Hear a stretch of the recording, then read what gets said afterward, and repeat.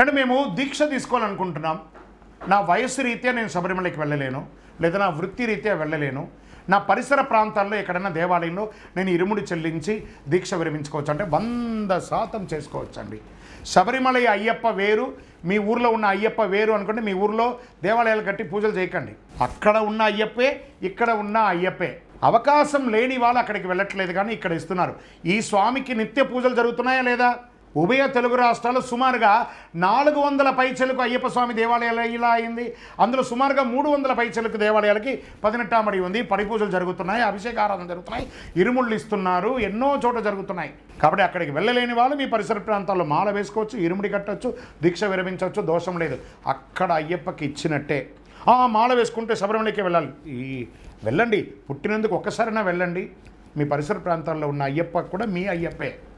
అందుకే ఏమన్నారు స్వామిని, ఎక్కడ చూసినా నీవే అయ్యప్ప సర్వాంతర్యామి స్వామి అయ్యప్ప శరణమయ్యప్ప అంటే ఆగమశాస్త్ర ప్రకారం అయ్యప్ప స్వామికి ప్రతిష్ఠ అయినటువంటి స్వామివారికి శబరిమలలో నిత్య కైంకర్యాలు ఉంటాయా, లేదా ఏమైనా స్పెషల్గా ఏమైనా పూజ ఉంటుందా అంటే, శబరిమలలో అయ్యప్ప స్వామివారి యోగ నిద్రలో ఉన్నారు.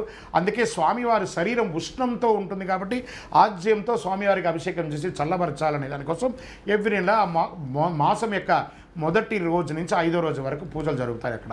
ఇది ఒక పద్ధతి. మన యొక్క ఊర్లో నిత్య పూజల ప్రకారం మేము పూజ చేసుకుంటాం, ప్రతిష్ఠ చేస్తున్నాం కాబట్టి మన ఊర్లలో అంతా 360 రోజులు పూజిస్తున్నాం. శబరిమలకి ఆ నియమ నిబంధనలతో ఆ మాల మొదటి రోజు మాసం యొక్క మొదటి నుంచి 5 రోజులు, మండల కాలంలో 60 రోజులు జరపబడుతుంది. మిగతా సుమారుగా 160 రోజులు 145 రోజుల దాకా శబరిమలలో నిత్య పూజలు ఉండవండి. శరణమయ్యప్ప. గురుగారు, ఈ మండల పూజ అంటే ఏంటి, జ్యోతి పూజ అంటే ఏంటి, వీటికి ఉన్నటువంటి తేడా అంటే, నవంబర్ 16వ తారీఖు నుంచి డిసెంబర్ 26 వరకు జరిగేదాన్ని మండల మహోత్సవం అంటారు. మండలం అంటే మండల కాలం చేస్తుంటారు. తర్వాత మకర మహోత్సవం అంటారు. 30వ తారీఖున డిసెంబర్ మొదలు పెడితే జనవరి 20 వరకు కురిది పూజ అని చెప్పారు. మకర సంక్రమణ పూజ అని ఒకటి జరుగుతుంది. మకర సంక్రాంతి రోజు జ్యోతి దర్శనానికి ముందు సంక్రమణం ఎప్పుడు జరుగుతుందో అప్పుడు విశేష పూజలు జరిపే ఒక అవకాశం ఉంది. కాబట్టి మండలానికి మకరానికి ఇదే తేడా. మకర సంక్రమణం, ఆ మకర సంక్రమణంతో దక్షిణాయన పుణ్యకాలం పోయి ఉత్తరాయణ పుణ్యకాలం వచ్చేస్తుంది. మండల పూజకును మకర పూజకు ఇదే తేడా, కానీ దర్శనం ఒకటే. శరణమయ్యప్ప.